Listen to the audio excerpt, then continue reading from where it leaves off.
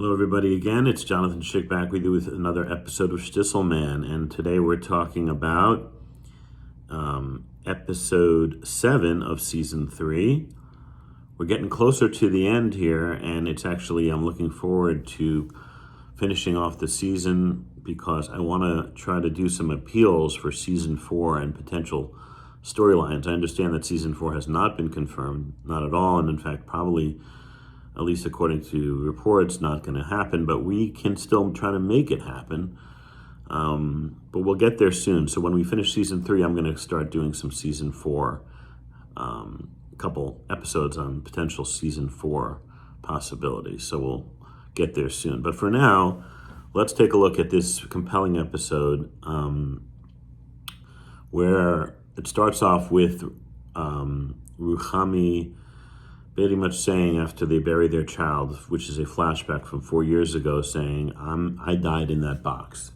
So we see Ruchami is desperate to have a child, and she goes behind Chanina's back and gets pregnant, and this is obviously extremely dangerous for her. Now, the advice of the rabbi from 4 years ago that she must terminate the pregnancy was the correct advice, because in Judaism and Jewish law, we allow abortions, and in fact explicitly would recommend abortions in case of danger to the mother or in a few other circumstances, but in danger to the mother primarily for sure would be a reason to allow the pregnancy to be terminated.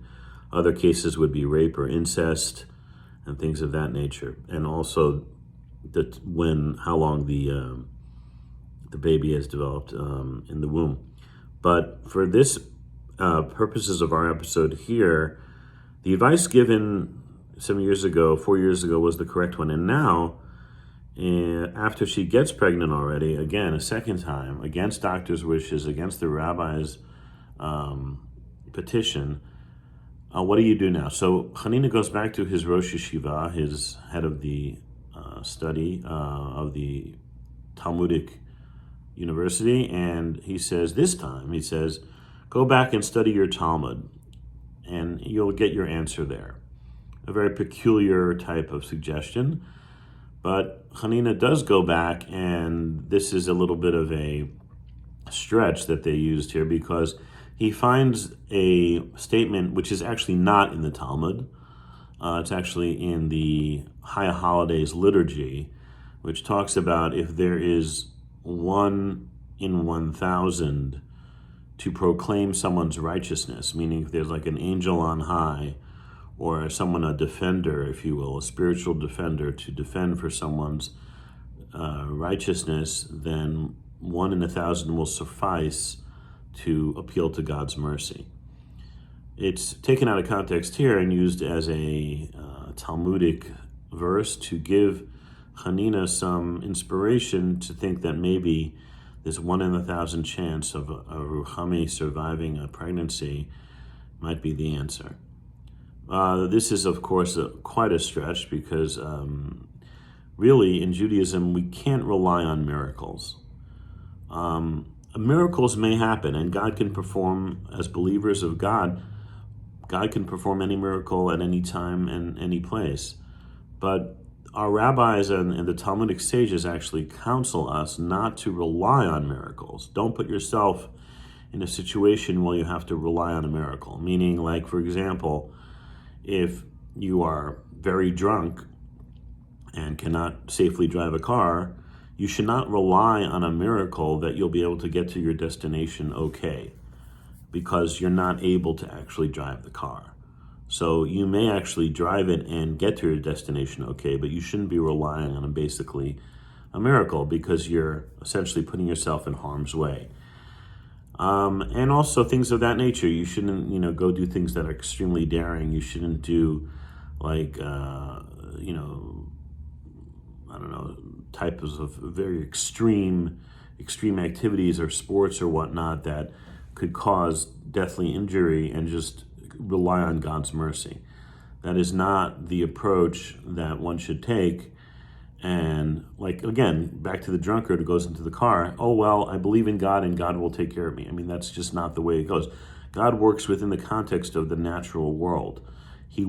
God wants there to be nature in order for us to have free will. Because if he gave real open miracles every day, we would not have free will. If, every time, if it was this Jewish Sabbath, Shabbos, and every time one might be turned on the light, they'd be zapped. There would be no free will. Okay, obviously I can't turn the light on, but so we live in a world of the natural world that is obviously underneath the greater world that God does have the ability to perform miracles.